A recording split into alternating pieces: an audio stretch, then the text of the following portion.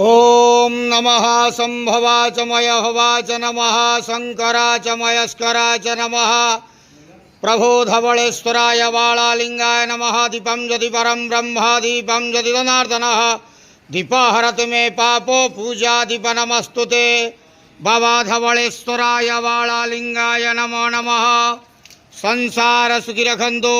आज शुभ शुक्रवार रे समस्त श्रद्धालु भक्त मानू आश्रीपद करंतु मनस्कामना पूर्ण करंतु कर्म क्षेत्र उन्नति करंतु ग्रहरिष्ठ खंडन करंतु जगतर मंगल करंतु विश्वर कल्याण करंतु आपणकर नाम प्रकाश करंतु सेवकर डाक श्रवण करंतु समस्त गुआवसा भक्त मानकर मनस्कामना पूर्ण करंतु।